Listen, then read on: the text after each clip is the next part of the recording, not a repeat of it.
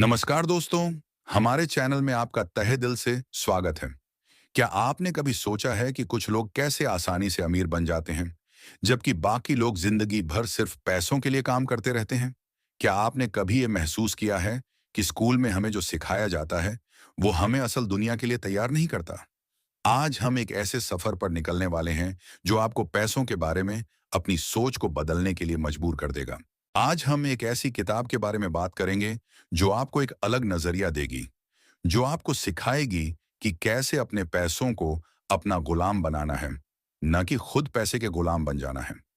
आज हम बात करेंगे रॉबर्ट कियोसाकी की प्रसिद्ध किताब रिच डैड पुअर डैड की, जो न केवल आपको वित्तीय ज्ञान देगी, बल्कि आपको एक समृद्ध और खुशहाल जीवन जीने का तरीका भी बताएगी। तो चलिए, एक नए सफर की शुरुआत करते हैं। इंसान कहता है, मेरे पास पैसा होगा तो मैं कुछ करूंगा। और पैसा कहता है, अरे यार, तू कुछ करेगा तो ही मैं तेरे पास आऊंगा। ये पंक्तियां कितनी सच हैं। यदि हम पैसे को सही ढंग से नहीं समझते, तो ये हमें बहुत दर्द दे सकता है। ये ठीक उसी तरह है जैसे सूरज पूरब से निकलता है और एक बच्चा माँ के गर्भ से जन्म लेता है। अगर हम पैसे को ठीक से नहीं समझते, तो हम अपने जीवन में बहुत कुछ खो सकते हैं। आज हम इसी धन को समझने की कला पर बात करेंगे। रॉबर्ट कियोसाकी की रिच डैड पुअर डैड सिर्फ एक किताब नहीं है, यह एक राह है। यह हमें किसी भी शॉर्टकट के बारे में नहीं बताती, बल्कि हमें सिखाती है कि पैसे को कैसे समझना है, कैसे विकास करना है, और सबसे महत्वपूर्ण बात यह है कि अपने पैसों के प्रति कैसे जिम्मेदार बनना है। यह हमें सिखाती है कि हम कैसे अपने पैसे को एक ताकत बना सकते हैं, न कि अपने जीवन की एक परेशानी। जब भी जिम्मेदारी की बात आती है, तो मुझे मेरे पिताजी याद आते हैं। उन्होंने अपने जीवन में बहुत सी कठिनाइयों का सामना किया, लेकिन कभी हार नहीं मानी। मैंने उनसे अधिक अमीर इंसान इस दुनिया में नहीं देखा। रॉबर्ट कियोसाकी ने भी अपनी किताब में दो पिताओं के बारे में बात की है, एक अमीर और एक गरीब। ये कहानी हमें दिखाती है कि कैसे सोच और दृष्टिकोण हमारे जीवन को बदल सकते हैं। बचपन से जवानी तक हम केवल अंकों के पीछे भागते रहते हैं। पढ़ो पढ़ो और पढ़ो, यही हमारी शिक्षा का तरीका है। लेकिन क्या कभी हमने सोचा है कि हमें बचपन से ही पैसे के बारे में क्यों नहीं सिखाया जाता? यदि पढ़ाई का लक्ष्य जीवन में सफल होना है, तो यानी अधिक पैसा कमाना है, तो क्यों ना हम बच्चों को पैसे का सही प्रबंधन सिखाएं? ये गुण हमें बचपन से ही मिलने चाहिए। स्कूल तो केवल 6 से 8 घंटे के होते हैं, लेकिन बाकी समय तो हम घर पर ही बिताते हैं। चाहे स्कूल हो या घर, पैसे का महत्व बच्चों को बचपन से ही पता होना चाहिए। ये कमी कहीं ना कहीं रह गई है। शायद ये एक जड़ है जो कई वर्षों से हमारे समाज में फैला हुआ है। इसकी शुरुआत होनी चाहिए, इसे समझाया जाना चाहिए। इस विषय पर कई फिल्में बनी हैं, लेकिन आज भी हम केवल अंकों के पीछे भागते हैं। अगर हम पैसे को सही ढंग से प्रबंधित करना सीख लें, तो आज के बच्चे जब बड़े होंगे तो वे खुश होंगे। एक व्यक्ति को पूर्ण होने के लिए उसका परिवार, उसके दोस्त और उसका रहन-सहन बहुत महत्वपूर्ण होता है ना? और इन सभी चीजों को पाने के लिए पैसे की जरूरत होती है। पैसा एक ऐसा माध्यम है जो हमें उन सभी चीजों को हासिल करने में मदद करता है, जो हमें वास्तव में खुशी देती हैं। क्लार्क ने एक बार कहा था कि समय उड़ जाता है और हम कामनाओं में फंसे रहते हैं। हमारे पास बहुत कुछ है जो हम जानते हैं, जिससे हमारा जीवन बदल सकता है। हम कुछ सीख सकते हैं, हम प्रगति कर सकते हैं, लेकिन समय बीत जाता है और हम बस यही कहते रह जाते हैं, काश मैंने ऐसा किया होता। यह समय की कमी नहीं है, बल्कि हमारी सोच और हमारे दृष्टिकोण की कमी है जो हमें रोकती है। इस किताब में रॉबर्ट ने दो पिताओं का जिक्र किया है, एक अमीर जिसके पास बहुत सारा पैसा था और एक गरीब जो उसे सम्मान देते थे। दोनों पिता उससे प्यार करते थे। यह एक अजीब सवाल हो सकता है कि एक व्यक्ति के दो पिता कैसे हो सकते हैं, लेकिन अगर हम ध्यान दें कि रॉबर्ट हमें क्या समझाना चाहते हैं, तो यह हमारे लिए बहुत फायदेमंद होगा। हो सकता है कि उन्होंने किसी और को अपना पिता मान लिया हो, या हो सकता है कि यह सिर्फ एक कहानी हो, लेकिन असली मुद्दा यह है कि रॉबर्ट हमें क्या बताना चाहते हैं। अमीर और गरीब, रॉबर्ट की सोच एक बड़ी भूमिका निभाती है। वे कहते हैं कि दोनों पिता उनके लिए समान रूप से समर्पित थे, उनका ख्याल रखते थे, उनसे प्यार करते थे और हमेशा उनसे सीखने की कोशिश करते थे। फिर भी एक पिता अमीर था और एक गरीब। यह सारा खेल सोच और दृष्टिकोण का है। एक सही दृष्टिकोण से एक इंसान तरक्की कर सकता है, जबकि एक गलत दृष्टिकोण से एक इंसान का जीवन डूब सकता है। यह हम पर निर्भर करता है कि हम किस रंग का चश्मा पहनकर दुनिया को देखते हैं। किसी शायर ने क्या खूब कहा है, दर्द तो दर्द जैसा ही होता है। हमेशा खुद को सकारात्मक रखें। अगर हम आगे की सोचेंगे तो कुछ अच्छा जरूर होगा। यह एक ऐसा दृष्टिकोण है जो हमें हमेशा प्रेरित करता रहेगा। स्कूल जाओ और खूब मन लगाकर पढ़ाई करो। ये एक लाइन है जो हमने बचपन से सुनी है। पर एक सवाल जो हमेशा मेरे मन में उठता था वह यह था कि हम क्यों पढ़ रहे हैं और स्कूल क्यों जा रहे हैं। पढ़ाई करना बहुत अच्छी बात है, लेकिन अगर किसी का वेतन कम किया जा रहा है तो यह जानना भी उतना ही जरूरी है कि ऐसा क्यों किया जा रहा है। हमें सिर्फ पढ़ाई नहीं करनी चाहिए, बल्कि यह भी समझना चाहिए कि हम इसे किस लिए कर रहे हैं। पढ़ाई पूरी करने के बाद हम नौकरी की तलाश करते हैं। हमें लगता है कि नौकरी मिलने के बाद हमारी सारी परेशानियां खत्म हो जाएंगी। हमें पैसे मिलेंगे, हम घर बनाएंगे, गाड़ी खरीदेंगे और पैसों से जुड़ी सारी जरूरतें पूरी करेंगे। लेकिन ऐसा नहीं होता। बहुत से लोगों के पास अच्छी नौकरी और अच्छा वेतन होने के बाद भी वे खुश नहीं हैं, अपनी जरूरतें पूरी नहीं कर पाते हैं और बस इसी उम्मीद में लगे रहते हैं कि अगले साल उनका वेतन बढ़ेगा। हम और मेहनत करते हैं, लेकिन समय के साथ हमारी जरूरतें और लालच भी बढ़ने लगते हैं। पहले हम बिना पैसे के जीना मुश्किल मानते थे और जब वेतन मिलना शुरू होता है तो हम में लालच आ जाता है और हम बिल्ली और चूहे के खेल में फंस जाते हैं। यह एक पैटर्न बन जाता है। अधिक मेहनत करो, अधिक धन कमाओ और जब धन खत्म हो जाए तो और अधिक मेहनत करो। ये एक चक्र है जिसमें हम हमेशा घूमते रहते हैं। हमें सीखना होगा कि हमें कब लालच और लोभ के आगे झुकना है, क्योंकि इनके कारण हम हमेशा फंसे रहेंगे और जीवन का आनंद नहीं ले पाएंगे। पहले शिक्षा का उद्देश्य व्यक्ति के व्यक्तित्व का विकास करना था, लेकिन अब इसका उद्देश्य केवल जीविका कमाना रह गया है। हमें बच्चों को ऐसा विषय पढ़ाना शुरू कर देना चाहिए कि पैसे का प्रबंधन कैसे किया जाए। रॉबर्ट कियोसाकी के पहले पिता हमेशा कहते थे, मैं इसे कैसे खरीद सकता हूं। वहीं उनके दूसरे पिता कहते थे, मैं इसे क्यों नहीं खरीद सकता। दोनों की सोच में फर्क था। अगर हम बचपन से ही पैसे के बारे में जान लें तो कितना अच्छा होगा। ये हमारे भविष्य के लिए सबसे बड़ी सौगात होगी। सबसे पहले यह समझना जरूरी है कि हम खुद को स्वीकार करें। हम पैसे को कैसे संभाल सकते हैं और हम अपनी आने वाली पीढ़ी को भी यही शिक्षा दे सकते हैं। यदि हम किसी मंजिल की ओर बढ़ना चाहते हैं तो हमें उसी दिशा में चलना होगा। पैसे से संबंधित शिक्षा भी कुछ ऐसी ही है। इसे सही तरीके से संभालना एक अलग कला है। पैसा एक ताकत है, लेकिन इससे भी बड़ी ताकत है इसे संभालने की समझ। पैसा आता है और चला जाता है, लेकिन यदि आप यह जान लें कि पैसा कैसे काम करता है तो आप और ज्यादा शक्तिशाली बन जाते हैं और आप धन की कामना करने लगते हैं। यह सिर्फ पैसे के बारे में नहीं है, यह ज्ञान और दृष्टिकोण के बारे में है। ज्यादातर लोग स्कूल में पढ़ते हैं, लेकिन कभी नहीं सीखते कि पैसा पैसा कैसे बनाता है। इसीलिए वे पैसे के लिए अपना पूरा जीवन बर्बाद कर देते हैं।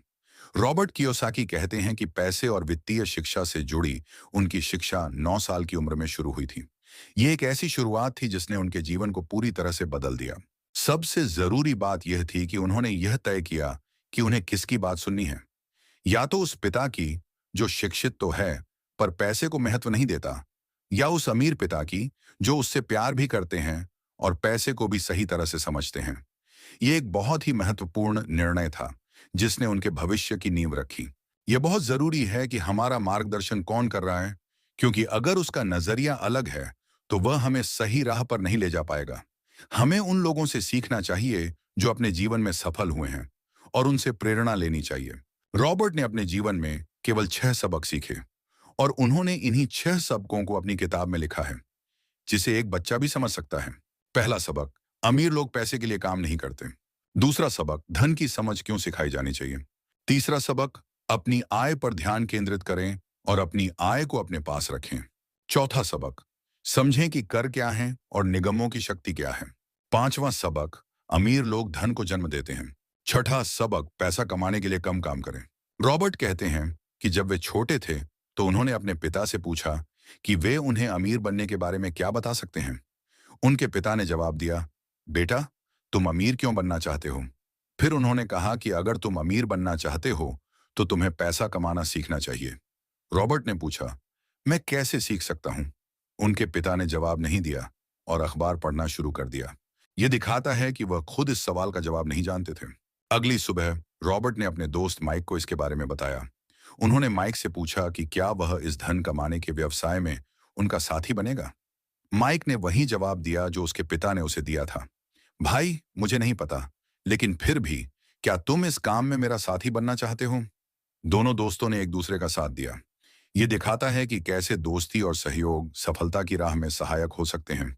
कुछ दिनों तक सोचने के बाद उन्हें स्कूल में पढ़ी एक बात याद आई और उन्हें लगा कि कोई फॉर्मूला है जिससे वे धन कमा सकते हैं।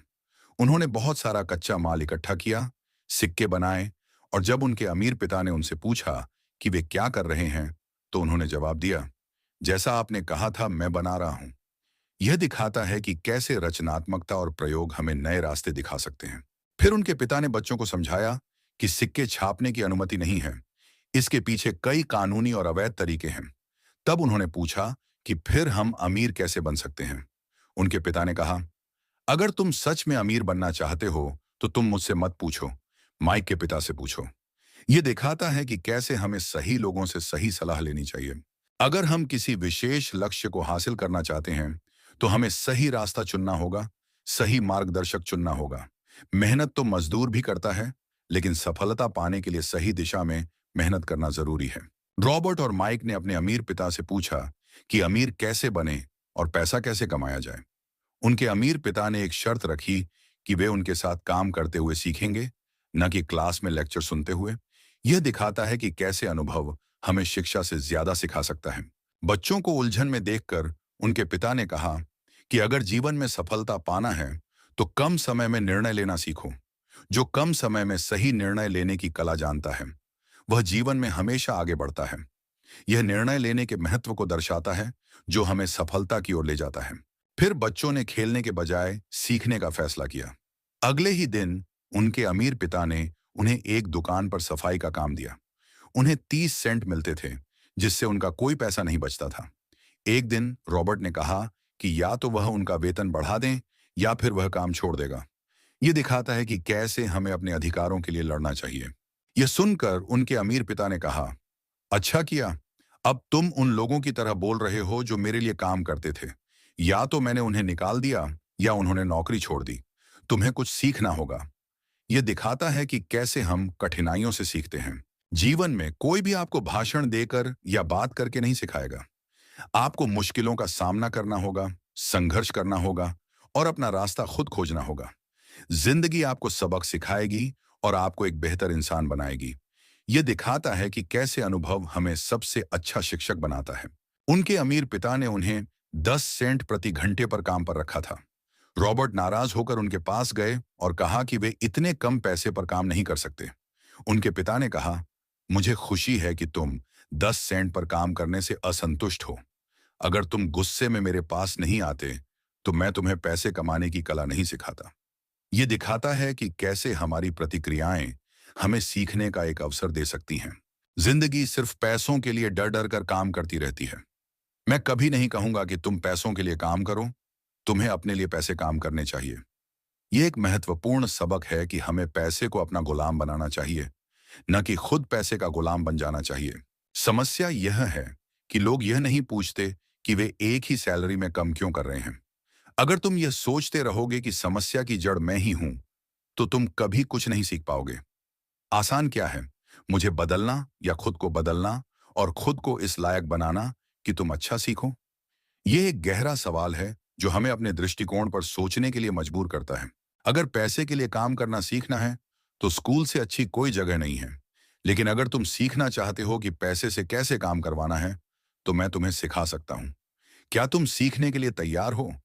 यह दिखाता है कि कैसे हमें हमेशा सीखने के लिए तैयार रहना चाहिए। रॉबर्ट ने कहा, हाँ बिल्कुल। उनके अमीर पिता ने कहा, ठीक है, तो कल से तुम फिर काम पर चले जाना, लेकिन इस बार मैं तुम्हें पैसे नहीं दूंगा, तुम्हारा वेतन रोक दिया जाएगा। यह एक असामान्य रणनीति थी, लेकिन इसका उद्देश्य उन्हें यह सिखाना था कि पैसे के बिना काम करना कैसा होता है। अगले 3 हफ्तों तक रॉबर्ट अपने दोस्त माइक के साथ हर शनिवार को मुफ्त में काम करते रहे। वे बेसबॉल गेम और कॉमिक्स को याद करते थे।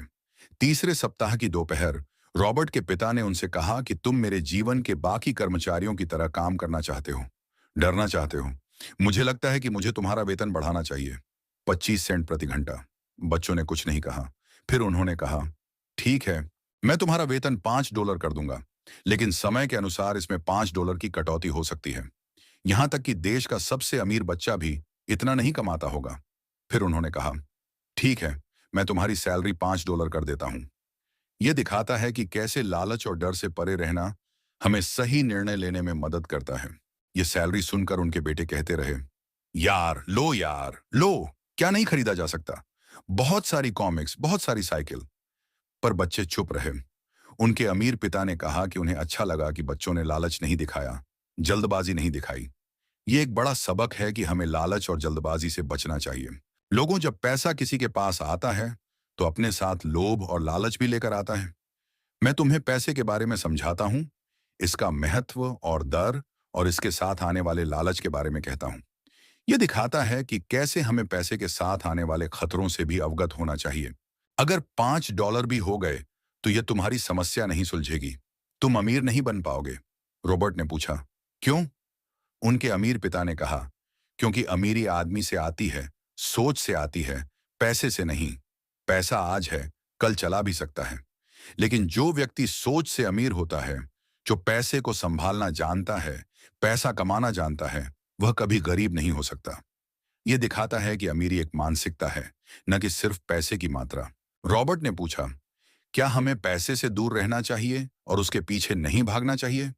उनके पिता ने जवाब दिया, देखिए, पैसे से दूर रहना उतना ही पागलपन है जितना मुसीबत या पैसे की कमी के समय उसके पीछे भागना। मुसीबत के समय में आपको यह भी पता होना चाहिए कि दिमाग से कैसे सोचना है, दिल से नहीं। यह दिखाता है कि कैसे हमें मुश्किल समय में समझदारी से काम लेना चाहिए। जो दिमाग से सोचता है, वह हमेशा अपनी तरक्की के बारे में सोचता है। आप अपने दिमाग से सोचो और पैसों को अपना गुलाम बनाओ, ताकि वो आपके लिए पैसे कमाए। इस दुनिया में सच्चा अमीर वह है जो पैसे के पीछे नहीं भागता, बल्कि उसके लिए अपने पैसे काम करता रहता है 24 घंटे। यह दिखाता है कि कैसे निष्क्रिय आय हमें वित्तीय स्वतंत्रता दे सकती है। बढ़ती महंगाई और घटती कमाई को देखते हुए मुझे नए आधार कार्ड की जरूरत महसूस हो रही है, लेकिन एक और कार्ड की भी जरूरत है। ये एक विडंबना है कि हम हमेशा कागजों के पीछे भागते रहते हैं, जबकि असली समाधान हमारी सोच में है। जितना अधिक हम पैसा कमाते हैं, उतनी ही अधिक हमारे अंदर उसे खोने की दर बढ़ जाती है। पैसे के साथ जो दर आती है, पैसे के साथ जो लालच आता है, वही हमें पैसे के पीछे जाने के लिए प्रेरित करता है। हमें यह समझने की जरूरत है कि हम सभी इस जीवन में बंधे हुए हैं। हमें अपने परिवार को चलाने की जरूरत है, अपनी दैनिक जरूरतें पूरी करने के लिए। यह दिखाता है कि कैसे पैसा एक आवश्यक बुराई है। हम धीरे धीरे अधिक पैसा कमाने की इच्छा रखते हैं। पैसे की इच्छा करना कोई गलत बात नहीं है, लेकिन पैसा कमाने के पीछे की नीयत सही होनी चाहिए, और यही नीयत इस समाज में महंगाई बढ़ाती है। एक डॉक्टर जो अपने परिवार को ज्यादा खुशियां देना चाहता है, वह अपनी फीस बढ़ा देता है। उनकी फीस बढ़ाने की वजह से सारी मेडिकल सुविधाएं महंगी हो जाती हैं। अब इसे गरीब लोग सबसे ज्यादा पीड़ित हैं। यह एक ऐसा चक्र है जो हमें महंगाई और असमानता की ओर ले जाता है। कीमतें लालच के कारण होती हैं और डर अज्ञानता से पैदा होता है।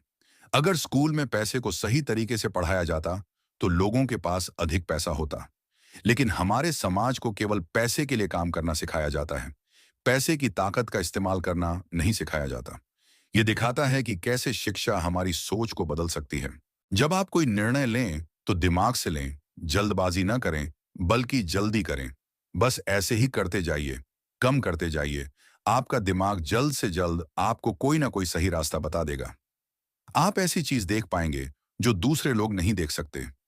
यह दिखाता है कि कैसे धैर्य और बुद्धिमत्ता सफलता की राह में सहायक हैं। रॉबर्ट और माइक अब बड़े हो चुके हैं। माइक ने अपने पिता की बहुत बड़ी सरकार संभाल ली थी और काफी सफल भी था। रॉबर्ट ने 47 साल की उम्र में रिटायर होने का फैसला किया। रिटायरमेंट का मतलब यह नहीं है कि उनकी सैलरी कम नहीं होगी। रिटायरमेंट का मतलब है कि अब आपके पैसे आपके लिए काम करेंगे। इसका मतलब है कि आपने मेहनत करके और रणनीति बनाकर सही जगह पैसे का निवेश किया है। यह दिखाता है कि कैसे वित्तीय स्वतंत्रता हमें अपने जीवन का नियंत्रण देती है। कुछ लोग तो अपनी पूरी जिंदगी काम करने में लगा देते हैं और वे रिटायर नहीं हो पाते। क्या आप अपने जीवन के मालिक बनकर उसे जी रहे हैं और अपने काम का आनंद ले रहे हैं? यह एक ऐसा सवाल है जिस पर हमें सभी को विचार करना चाहिए। पैसा एक पेड़ की तरह है। अगर हम बहुत ऊंची इमारत बनाना चाहें, तो उसके लिए हमें बहुत गहरी खुदाई करनी पड़ेगी। अगर हम छोटा सा घर बनाना चाहें, तो उसकी नींव छोटी होगी। जरूरी है पैसे को समझना, पैसे को संभालना और पैसे को कैसे संभालना है। इसके लिए सबसे जरूरी है देनदारी और संपत्ति के बीच का अंतर समझना और परिसंपत्तियां खरीदना और देनदारियों में पैसा न लगाना। यह दिखाता है कि कैसे हमें वित्तीय जिम्मेदारी लेनी चाहिए। देनदारियां वो होती हैं जहां से आपको कभी पैसा नहीं मिलेगा, और संपत्ति वो है जो आपको दिन प्रतिदिन पैसा देती है, जो आपको अमीर बनाती है। अगर आप इसे आय और व्यय के रूप में समझेंगे तो ये आसान हो जाएगा। यह दिखाता है कि कैसे हमें अपनी वित्तीय स्थिति का विश्लेषण करना चाहिए। अगर हमारी सोच सही है तो दिशा का सही मार्गदर्शन हो तो मंजिल आसानी से मिल जाती है। इंसान की जरूरतों को पूरा करने के लिए कितने पैसे चाहिए, ये बात हम में से किसी से छिपी नहीं है। हम सभी दिन रात मेहनत करते हैं ये सोचकर कि काश हम अमीर बन पाते। पर क्या हमारे अंदर वो सोच है? हम छोटे थे तो 1 या 2 रुपये में भी खुश हो जाते थे, पर आज हम न जाने कितना पैसा कमाकर भी खुश नहीं रह पाते। हमेशा कमी ही महसूस करते हैं। ये दिखाता है कि कैसे हमारी सोच हमारे जीवन को प्रभावित करती है। अधिकतर परिवारों में जो मेहनती होता है उसके पास पैसा ज्यादा होता है, लेकिन जब सारा पैसा देनदारी में खर्च हो जाता है तो उसे क्या फायदा होता है? देनदारी बनाम संपत्ति का चार्ट बनाकर इसे आजमाना चाहिए। फिर आप पाएंगे कि आपका खर्च करने का पैटर्न सही है या गलत, और आपको अपने खर्चों को कितना नियंत्रित करने की जरूरत है। यह दिखाता है कि कैसे हमें अपनी वित्तीय आदतों पर ध्यान देना चाहिए। पुराने समय में लोग डॉक्टर वकील बनते थे, लेकिन इनका धन से कोई संबंध नहीं है। लेकिन यह सोचकर कि अगर हम डॉक्टर बन गए तो बहुत सारा पैसा कमाएंगे, ये सोच ही गलत है। आज का समय बदल गया है।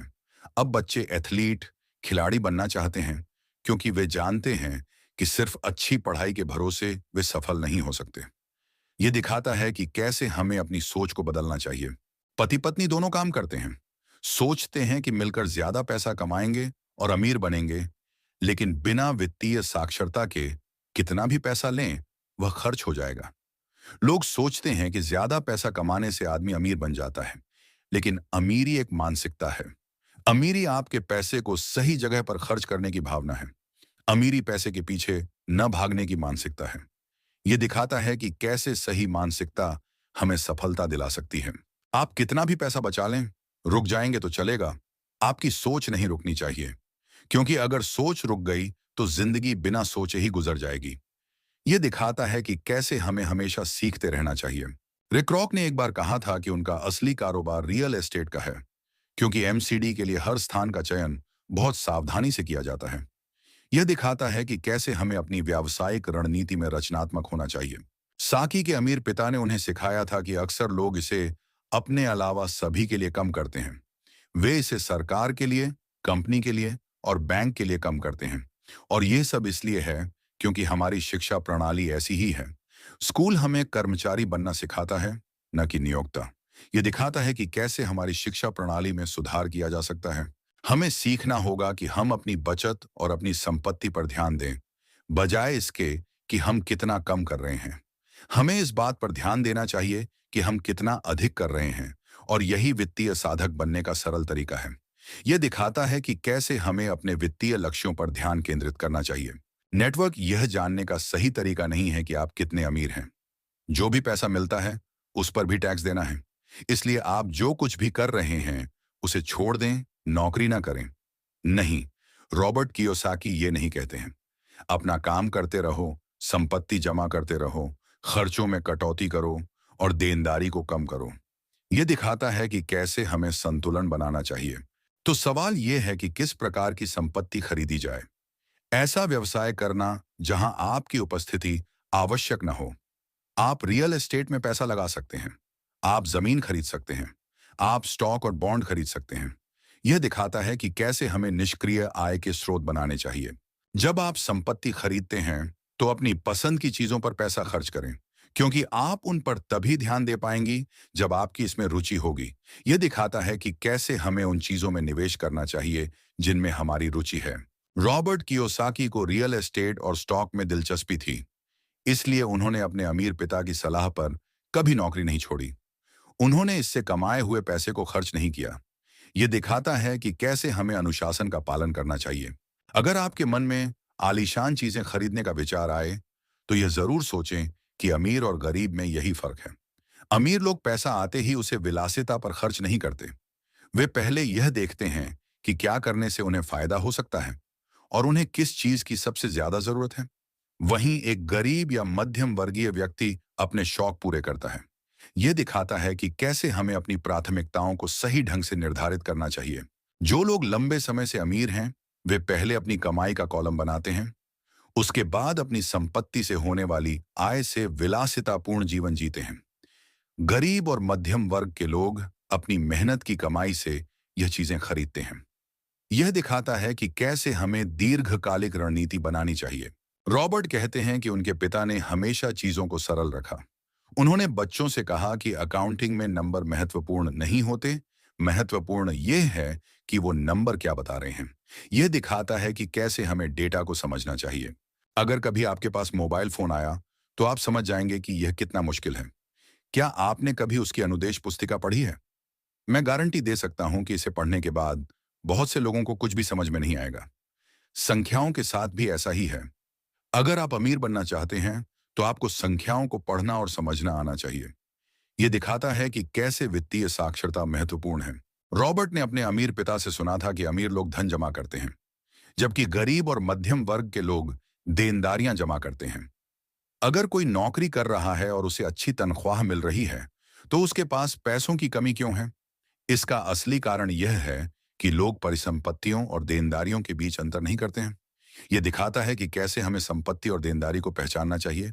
अगर आप अमीर बनना चाहते हैं, तो आपको सिर्फ इतना जानने की जरूरत है कि आप सिर्फ संपत्ति खरीदते रहें। सिर्फ इनके बीच का अंतर न जानने के कारण कई लोग पूरी जिंदगी पैसे की कमी से परेशान रहते हैं। यह दिखाता है कि कैसे हमें ज्ञान और समझ को महत्व देना चाहिए। अमीर लोग इसलिए अमीर बनते हैं क्योंकि वे उन लोगों से ज्यादा समझदार होते हैं जो पैसे की कमी से परेशान रहते हैं। अगर आप भी अमीर बनना चाहते हैं, तो पैसे की साक्षरता और समझ दोनों ही जरूरी हैं। आप बचत करके अमीर नहीं बन सकते। अमीर आपके साथ नहीं रहेगा। ये एक सोच है, एक जीवन शैली है, और आपको अमीर बने रहने के लिए अमीरों के नियमों का पालन करना होगा। यह दिखाता है कि कैसे हमें अमीरों की सोच को अपनाना चाहिए। जापानी लोग 3 चीजों में विश्वास करते हैं: तलवार की ताकत, रत्न की ताकत और दर्पण की शक्ति। तलवार शक्ति का प्रतीक है, रत्न धन का प्रतीक है और दर्पण शिक्षा का प्रतीक है। यह दिखाता है कि कैसे हमें इन तीनों तत्वों को अपने जीवन में शामिल करना चाहिए।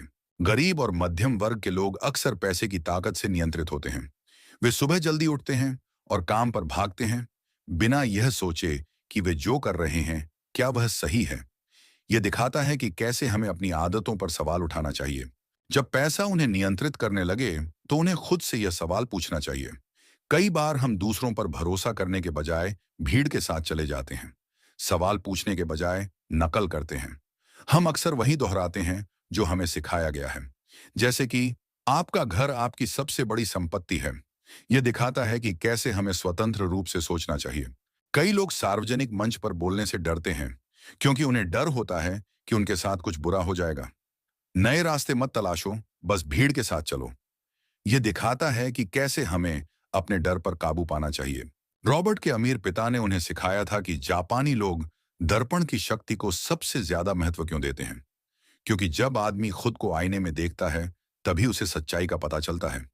यह दिखाता है कि कैसे आत्म जागरूकता महत्वपूर्ण है। ज्यादातर लोग कहते हैं कि जोखिम मत लो, क्योंकि वे खुद से डरते हैं। लेकिन जब हम बिना सोचे समझे नकल करने लगते हैं, तब हम समस्याओं से घिर जाते हैं, और तब हमें जरूरत होती है आईने की, जो हमें बताए कि हमें क्या करना चाहिए। यह दिखाता है कि कैसे हमें अपने फैसलों के लिए जिम्मेदार होना चाहिए। अमीर बनने का मतलब यह नहीं है कि आप जज्बाती होना छोड़ दें। अमीरी सिर्फ एक विचार है। एक आदमी ने अपनी जिंदगी भर पाई पाई जोड़कर एक मकान बनाया था, जिसके बारे में वो हमेशा कहता था कि यह मेरी संपत्ति है। लेकिन रॉबर्ट को पता था कि संपत्ति और दायित्व में क्या अंतर है। यह दिखाता है कि कैसे हमें वित्तीय शब्दों को समझना चाहिए। उन्होंने बताया कि संपत्ति वो है जो आपको पैसा देती है, और दायित्व वो है जिसमें 75 तरह के खर्चे होते हैं। जब भी लोग उनसे बहस करते हैं कि उनका घर संपत्ति क्यों नहीं है, तो उन्हें पता होता है कि बहुत से लोग यह काम दिमाग से नहीं, बल्कि दिल से कर रहे हैं। यह दिखाता है कि कैसे भावनाएं हमारे वित्तीय निर्णयों को प्रभावित करती हैं। जब घर की बात आती है, तो ज्यादातर लोग अपनी पूरी जिंदगी इसकी कीमत चुकाने में लगा देते हैं। एक घर खरीदने के कुछ साल बाद वे दूसरा घर खरीद लेते हैं और हर बार उन्हें 30 साल के लिए नया लोन लेना पड़ता है।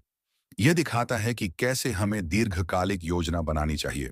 मिथक है कि घर की कीमत हमेशा बढ़ती रहती है, पर ऐसा नहीं है। कई लोगों ने लोन लेकर घर खरीदा और आज घर की कीमत उनके खरीदे हुए मूल्य से आधी भी नहीं है। सबसे बड़ा नुकसान यह है कि आपकी नकदी घर में फंस गई। यह दिखाता है कि कैसे हमें मिथकों से दूर रहना चाहिए। अगर आपका सारा पैसा घर में फंसा हुआ है, तो आपको ज्यादा मेहनत करनी होगी ताकि आपका खर्च चलता रहे। इस दौरान आपके संपत्ति के कॉलम में कोई बढ़ोतरी नहीं होती है। यह दिखाता है कि कैसे हमें अपने वित्तीय लक्ष्यों को संतुलित करना चाहिए। घर खरीदने का फैसला काफी महंगा होता है। इसके बजाय जल्द ही निवेश पोर्टफोलियो बनाना बेहतर होगा। यह दिखाता है कि कैसे हमें निवेश को प्राथमिकता देनी चाहिए। घर खरीदना किसी भी व्यक्ति को 3 तरह से प्रभावित करता है।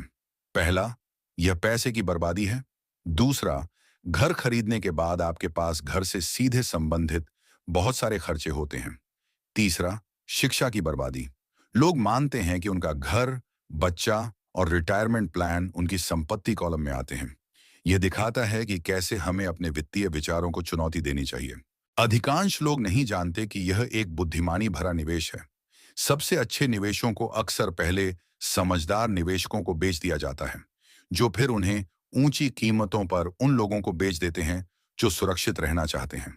यह दिखाता है कि कैसे हमें अपने निवेशों के बारे में सीखना चाहिए। अगर आप स्वतंत्र रहना चाहते हैं, अमीर बनना चाहते हैं, तो आपके खर्चे कभी भी आपकी आय से ज्यादा नहीं होने चाहिए। यह दिखाता है कि कैसे हमें वित्तीय अनुशासन का पालन करना चाहिए। आज का कर्जदार समाज 2 चीजों पर विश्वास करता है। पहला, खुद का मकान होना चाहिए। दूसरा, अगर सैलरी बढ़ गई है तो वह बड़ा मकान खरीद सकते हैं। लेकिन इस रणनीति के कारण परिवार और ज्यादा मुश्किल में फंस जाता है।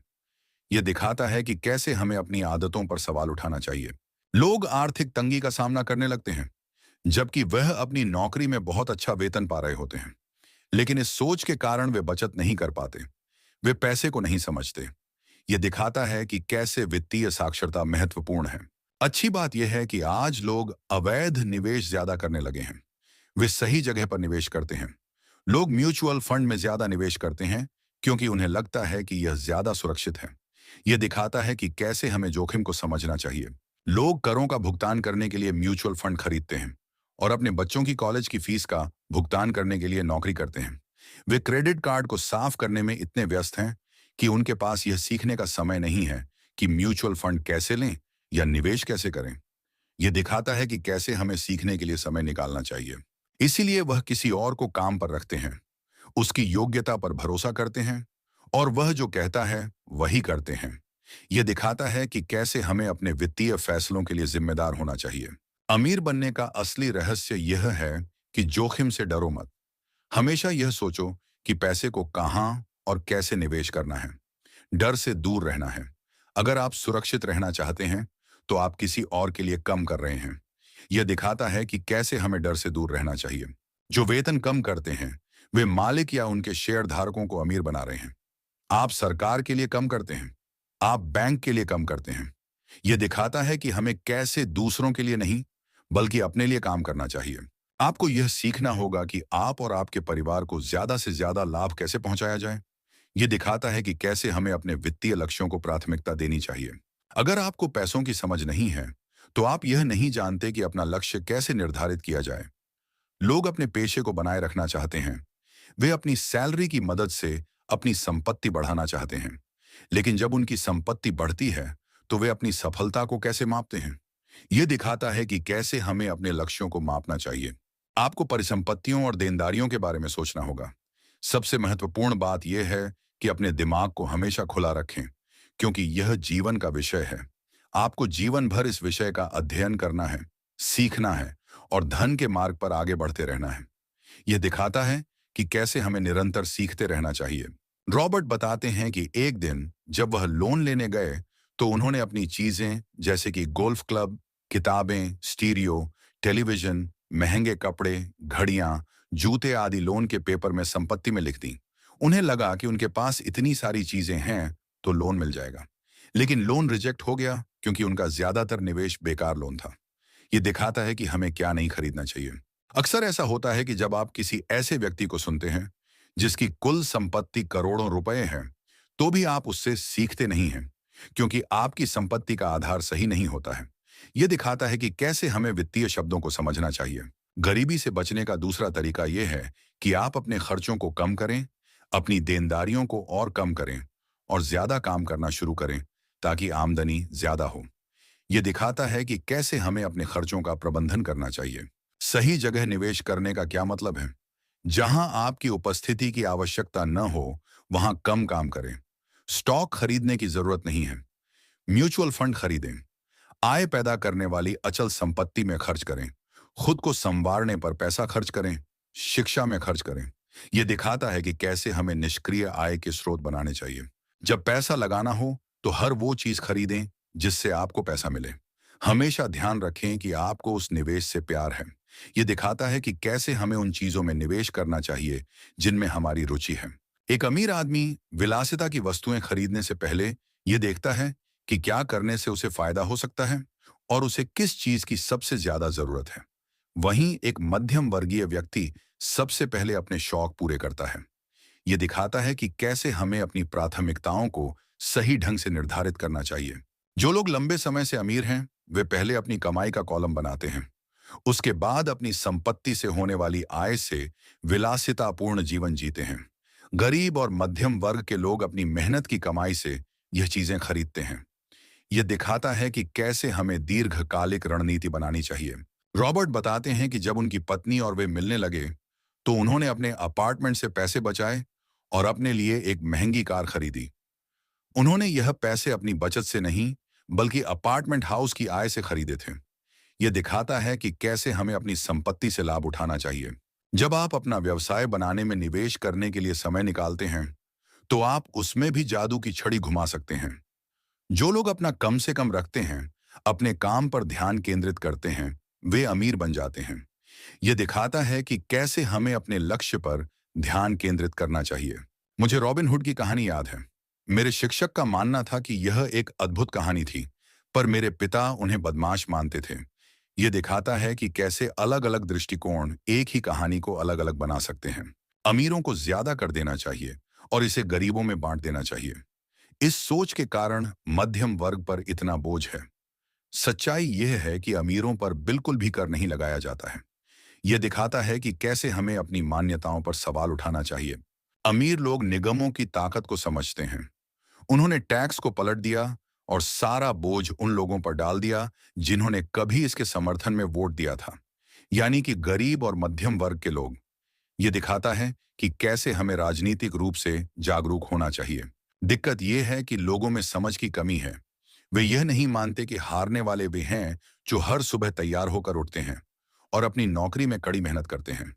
यह दिखाता है कि हमें कैसे अपने वित्तीय भविष्य को अपने हाथों में लेना चाहिए। अगर वे समझ पाते कि अमीर लोग कैसे पैसे का खेल खेलते हैं, तो वे भी इसी तरह से इस खेल को खेल सकते हैं। फिर वह भी गरीबी से मुक्त हो सकते हैं। यह दिखाता है कि कैसे हमें वित्तीय रूप से साक्षर होने की आवश्यकता है। अमीर और गरीब में सिर्फ सोचने और समझने का फर्क होता है। हरण जरूरी है और जितना जरूरी है, अरे, ये जिंदगी का खेल है। अगर आप इसे खेल की तरह एंजॉय करोगे, तो आप हर हफ्ते और ज्यादा अमीर बनोगे। यह दिखाता है कि कैसे हमें जीवन का आनंद लेना चाहिए। पैसे की चाहत भी एक खेल की तरह है। अगर आप इसका मजा लेंगे, इसके पीछे नहीं भागेंगे, तो आप धीरे धीरे सही पर बढ़ेंगे और जल्द ही अमीर बन जाएंगे। यह दिखाता है कि कैसे हमें धैर्य रखना चाहिए। इंसान गलतियां करता है और गलतियों से सीखता है। अमीर बनना भी कुछ ऐसा ही है। कभी कभी आप गलती करते हैं और कभी कभी हार जाते हैं। आप उस गलती को सुधारें और ऐसे ही जीतें। यह दिखाता है कि कैसे हमें अपनी गलतियों से सीखना चाहिए। बचपन से जवानी तक जब भी हम स्कूल में पढ़ते हैं, तो वह हमारे आसपास भी होती है। बच्चों को गलतियां करने की इजाजत नहीं होती है। उन्हें बताया जाता है कि वे गलतियां कर सकते हैं, लेकिन जैसे ही बच्चा गलती करता है, तो उसे रोका जाता है, उसे टोका जाता है और धीरे धीरे यह आदत हमारे आदमी में विकसित हो जाती है। यह दिखाता है कि कैसे हमारी शिक्षा प्रणाली हमें डरपोक बना सकती है। हम इंसान गलतियां करके ही सीखते हैं। आज तक हमने जो भी हासिल किया है, अपनी गलतियों से ही हासिल किया है। यह दिखाता है कि कैसे हमें अपनी गलतियों को अपनाना चाहिए। निवेशक दो तरह के होते हैं। पहले, वह जो एक पैकेज में निवेश करते हैं। दूसरे, वह जो अपना निवेश खुद करते हैं। यह दिखाता है कि कैसे हमें अपना निवेश करने की क्षमता विकसित करनी चाहिए। अगर आप दूसरे प्रकार के निवेशक बनना चाहते हैं, तो आपको इन 3 गुणों में सुधार करना होगा। पहला, ऐसा अवसर कैसे खोजा जाए जो दूसरों को दिखाई न दे। दूसरा, पैसे की मदद के बिना एक सौदा कैसे किया जाए। तीसरा, बुद्धिमान लोगों को कैसे इकट्ठा किया जाए। यह दिखाता है कि कैसे हमें एक सफल निवेशक बनने के लिए प्रयास करना चाहिए। आपकी सबसे बड़ी संपत्ति वह है जो आपको नहीं पता। यह आपकी सबसे बड़ी है जो हमेशा मौजूद रहती है। इसलिए इससे बचें। इसके बजाय इसे मैनेज करना सीखें। तभी आप तरक्की कर पाएंगे और अमीर बन पाएंगे। यह दिखाता है कि कैसे हमें अपने ज्ञान और क्षमता का प्रबंधन करना चाहिए। जब आप जिंदगी से चाशनी बनाकर पिएंगे, तो आप अवसर को पहचानना सीख जाएंगे। अगर आपके सामने कोई चुनौती नहीं रही, तो आप सुधार नहीं कर पाएंगे। यह दिखाता है कि कैसे हमें चुनौतियों का सामना करना चाहिए। अगर कोई अवसर आपकी झोली में आ गिरे, लेकिन आपके पास पैसे नहीं हैं, तो आप क्या कर सकते हैं? अगर आप यह कर सकते हैं कि एक छोटी सी चीज को लाखों में कैसे बेचना है, तो इसे ही वित्तीय बुद्धिमत्ता कहते हैं। यह दिखाता है कि कैसे हमें रचनात्मक होना चाहिए। आपको अपनी वित्तीय बुद्धिमत्ता क्यों बढ़ानी चाहिए? क्योंकि आप एक ऐसे व्यक्ति बनना चाहते हैं जो अपना भाग्य खुद लिखता है। यह दिखाता है कि कैसे हमें अपने जीवन का नियंत्रण लेना चाहिए। अगर आप ज्यादा भाग्यशाली होना चाहते हैं और ज्यादा पैसा कमाना चाहते हैं, तो बहुत मेहनत करने के अलावा आपको अपनी वित्तीय बुद्धिमत्ता को भी तैयार करना होगा। यह दिखाता है कि कैसे हमें वित्तीय रूप से साक्षर होना चाहिए। आप उस तरह के आदमी हैं जो इंतजार करता है कि सब कुछ सही हो, लेकिन तब तक बहुत देर हो चुकी होती है। यह ऐसा ही है कि गैरेज छोड़ने से पहले आप यह तय करना चाहते हैं कि अगले 5 मिनट के लिए सभी स्ट्रीट लाइट चालू रहेंगी। यह दिखाता है कि कैसे हमें हमेशा सही समय का इंतजार नहीं करना चाहिए। आप नियंत्रण में हैं, अपनी समझ और सोच का इस्तेमाल करके अपनी योजनाएं बना रहे हैं। यह दिखाता है कि कैसे हमें अपनी क्षमताओं पर विश्वास करना चाहिए। क्या आप अमीर आदमी बन सकते हैं? क्या आप कम पैसों में कम काम कर सकते हैं? सीखने के लिए, न कि पैसों के लिए।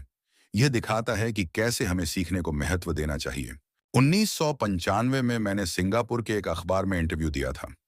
रिपोर्टर मुझसे बोली कि एक दिन वह भी मेरी तरह बेस्ट सेलिंग लेखक बनना चाहती है।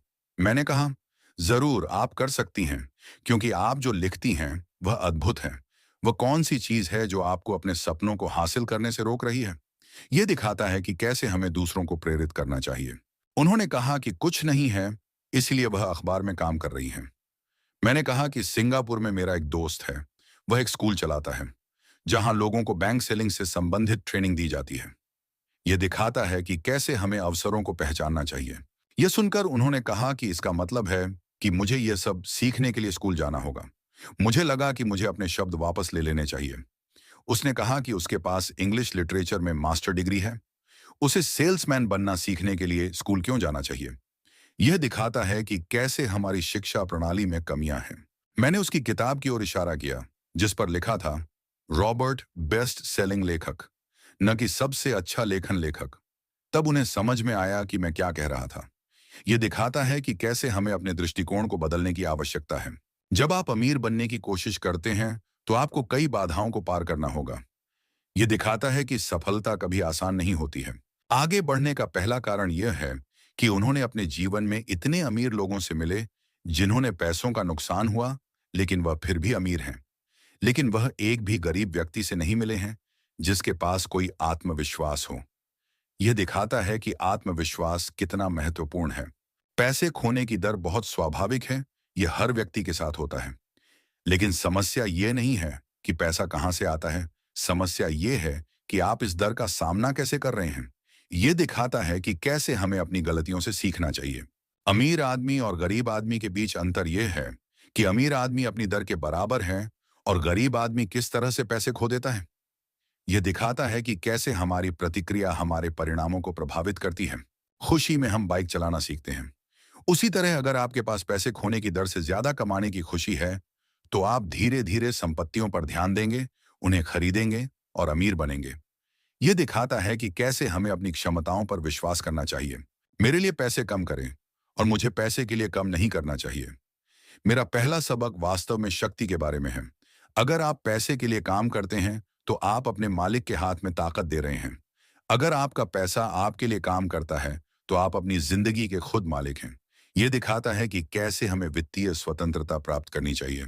एक बार जब हमें पैसे की उस ताकत का पता चल जाता है, जो हमें कमजोर बनाती है, तो हमें पैसे के मामले में होशियार हो जाना चाहिए और उन लोगों से बचना चाहिए जो हमें डराते हैं। ये दिखाता है कि कैसे हमें डर से दूर रहना चाहिए। आपको लोगों से निपटने के तरीके खोजने होंगे, लेकिन ऐसा करने के लिए आपको कानून की समझ होनी चाहिए, अपने आसपास की चीजों की समझ होनी चाहिए, बाजार में क्या चल रहा है इसकी समझ होनी चाहिए, और सिस्टम कैसे काम करता है इसकी समझ होनी चाहिए। यह दिखाता है कि कैसे हमें जानकारी को महत्व देना चाहिए।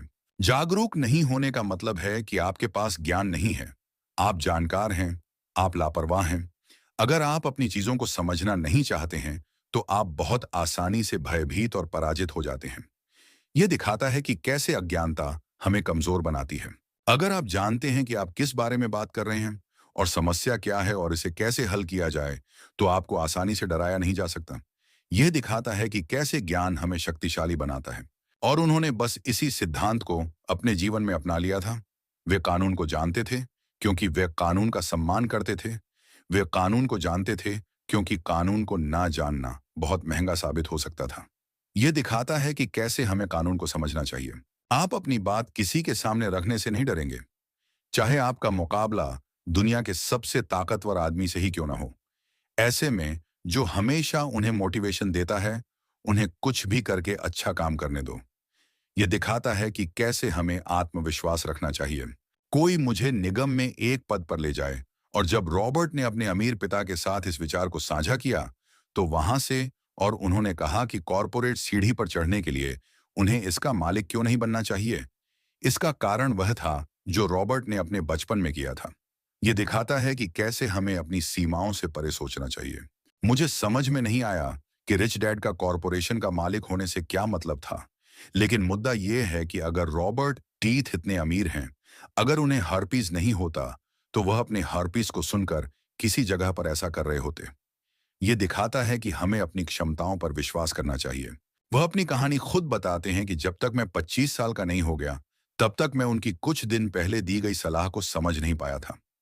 वह मरीन कॉर्प्स छोड़कर जेरोक्स में काम कर रहे थे, जहां उन्हें बहुत पैसे मिल रहे थे, लेकिन वह लगातार अपने वेतन की जांच कर रहा था और हमेशा निराश हो जाता था। यह दिखाता है कि कैसे पैसे को देखना हमें निराश कर सकता है। कर में कटौती इतनी अधिक थी कि उसे अपनी आवश्यकताओं को और भी कम करना पड़ा। धीरे धीरे वह अपने सपनों को पूरा करने में सफल होने लगा। फिर उसके मालिकों ने उसे पदोन्नति दी और उसका वेतन बढ़ा दिया। यह सुनकर उसे बहुत अच्छा लगा, और जैसे ही उसने अपनी बात अपने पिता से साझा की, उन्होंने कहा, अच्छा, तो आपके मालिक को मिल रहा है, आपकी कंपनी समृद्ध हो रही है, आप किसके लिए काम कर रहे हैं? आप किसी को अमीर बना रहे हैं। यह दिखाता है कि हमें अपने वित्तीय लक्ष्यों पर ध्यान देना चाहिए। उसने पहले से ही संपत्ति के कॉलम में कुछ लिखा था और खरीद को रखा था, लेकिन अब उसने फैसला किया था कि उन्हें और अधिक बढ़ना होगा।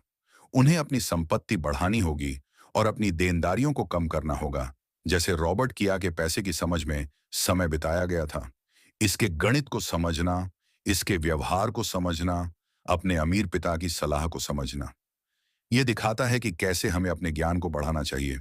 एक बार जब वह आने लगा, तो उसने अपनी न्यूनतम रखने का निर्णय लिया और अपनी संपत्ति बढ़ाना शुरू कर दिया और एक उत्कृष्ट कर्मचारी बन गया। यह दिखाता है कि कैसे अनुशासन हमें सफलता की ओर ले जा सकता है। और वह अपने रियल एस्टेट में निवेश करते थे, और वह समय भी ऐसा था कि उस समय नए नए डेवलपमेंट हो रहे थे जिसमें संभावनाएं तलाशी जा सकती थीं। तो उन्होंने जेरोक्स मशीनें बेची। जितनी ज्यादा मशीनें वो बेचते थे, उतना ही उन्हें मुनाफा होता था।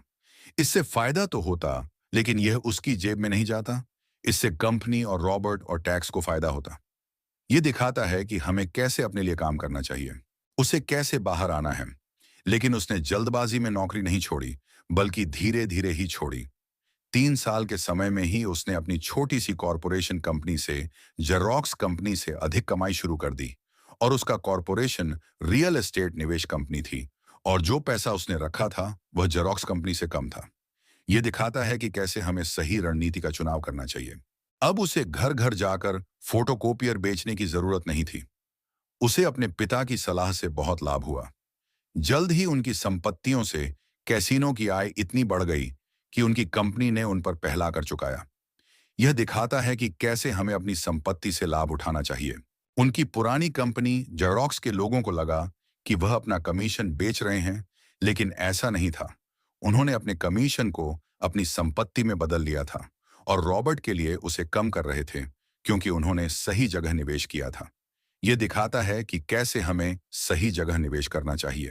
अमीर पिता से सीखे गए सबक के कारण वह इस दौड़ भाग के मिथक से बाहर निकल आए और छोटी उम्र में ही एक नियोक्ता बन गए। यह दिखाता है कि कैसे सही शिक्षा हमें स्वतंत्रता दिला सकती है। स्कूल में सिखाया जाता है कि कर्मचारी कैसे बने, लेकिन अपने अमीर पिता की बात मानकर वह नियोक्ता बन गए, और यह सब सही जगह पर पैसा निवेश करने की समझ से धन का प्रबंधन संभव है। यह दिखाता है कि कैसे हमें अपनी वित्तीय मानसिकता बदलनी चाहिए। वित्तीय साक्षरता से जुड़ी समस्याएं, यहाँ कई कठिनाइयां दूर हुईं। अपने ज्ञान और जागरूकता के कारण वह उन कठिनाइयों से आगे बढ़ते रहे, और जब भी वह दूसरों से सीखने के लिए वित्तीय सेमिनारों में जाते थे, तो लोग उनका अनुसरण करने लगते थे। यह दिखाता है कि कैसे हमें ज्ञान और शिक्षा को महत्व देना चाहिए। अगर बात को बताते तो हमेशा यही कहते कि वित्तीय विशेषज्ञता के 4 प्रमुख क्षेत्रों में से आने वाले ज्ञान का मिक्सर है।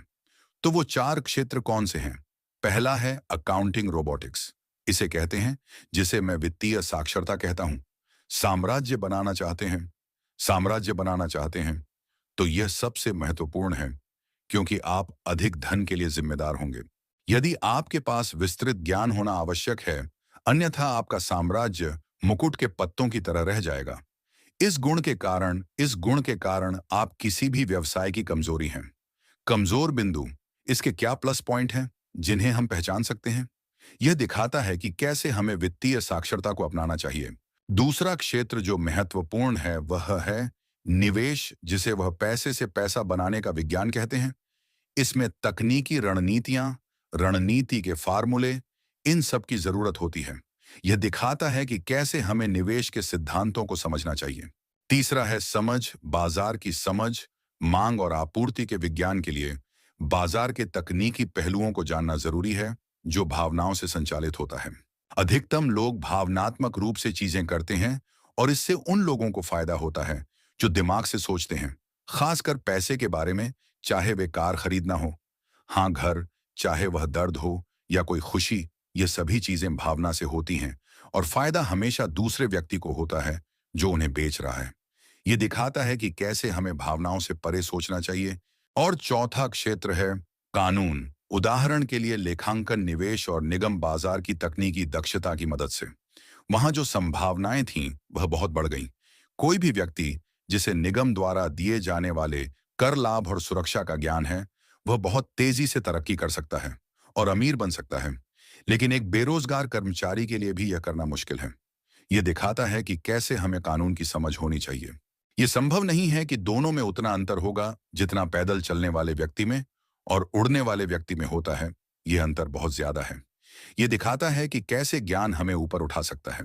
इसलिए कुल मिलाकर यह कहा जा सकता है कि के मार्गदर्शन का पालन करके आपके अमीर पिता रॉबर्ट डी की आशा है कि वह एक सफल व्यक्ति बने, जिनका अनुसरण दुनिया करती है, और लोग आज भी उनके लेखन को पढ़कर और सुनकर प्रेरित होते हैं। यह दिखाता है कि कैसे हमें सफलता के लिए प्रेरित होना चाहिए। और इसी के साथ दोस्तों, हम आज रिच डैड पुअर डैड की इस ज्ञानवर्धक यात्रा के अंत पर पहुंचते हैं। रॉबर्ट कियोसाकी की इस प्रभावशाली पुस्तक के आधार पर हमने साथ मिलकर यह जाना कि कैसे हमारी सोच और वित्तीय समझ हमारे जीवन को आकार देती है, और कैसे हम पैसे को अपना गुलाम बना सकते हैं, न कि खुद पैसे के गुलाम बन जाएं। मुझे उम्मीद है कि इस ऑडियो बुक के जरिए हमने जो कुछ भी सीखा है वह सिर्फ सुनने तक ही सीमित नहीं रहेगा, बल्कि आपके जीवन का मार्गदर्शन भी करेगा। याद रखिएगा, यह ज्ञान केवल जानकारी नहीं है, बल्कि आपके भीतर एक ऐसी शक्ति को जगाने की कुंजी है जो आपको एक समृद्ध और सफल भविष्य की ओर ले जा सकती है।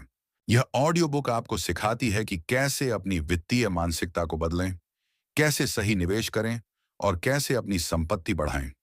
लेकिन सबसे महत्वपूर्ण बात, यह आपको यह भी सिखाती है कि आपके अंदर एक अमीर बनने की क्षमता है और आपको कभी भी हार नहीं माननी चाहिए। अब जब आप इस ऑडियो बुक को सुनना समाप्त कर रहे हैं, तो मैं आपसे एक अनुरोध करना चाहता हूं। इन सिद्धांतों को याद रखें, इन पर विचार करें और इन्हें अपने दैनिक जीवन में लागू करने का प्रयास करें। और हमेशा याद रखें, आपके भीतर असीम शक्ति है और आप जो भी चाहें पा सकते हैं। आपके इस बहुमूल्य समय के लिए और इस यात्रा में मेरे साथ जुड़ने के लिए दिल से धन्यवाद। मैं उम्मीद करता हूं कि आपको यह ऑडियो बुक पसंद आई होगी और इसने आपको पैसे के बारे में कुछ नया सीखने को मिला होगा। अगर आपको यह ऑडियो बुक पसंद आई, तो इसे लाइक करें, अपने दोस्तों और परिवार के साथ साझा करना ना भूलें, ताकि वे भी इस ज्ञान का लाभ उठा सकें। और हाँ, हमारे चैनल को सब्सक्राइब करना बिल्कुल ना भूलें, ताकि आपको ऐसी ही और प्रेरणादायक और ज्ञानवर्धक ऑडियो बुक्स मिलती रहें। और हाँ, अपनी प्रतिक्रिया हमें कमेंट में जरूर बताएं। आपके विचार और सुझाव हमारे लिए बहुत ही ज्यादा महत्वपूर्ण हैं और हमें भविष्य में और भी बेहतर ऑडियो बुक्स बनाने में मदद करेंगे। तो कृपया कमेंट सेक्शन में अपनी राय जरूर दें। हम जल्द ही एक और नई ऑडियो बुक के साथ वापस आएंगे। तब तक के लिए अपना ख्याल रखिए, सीखते रहिए और हमेशा अपने लक्ष्यों की ओर आगे बढ़ते रहिए। याद रखें, आपके सपने सच हो सकते हैं।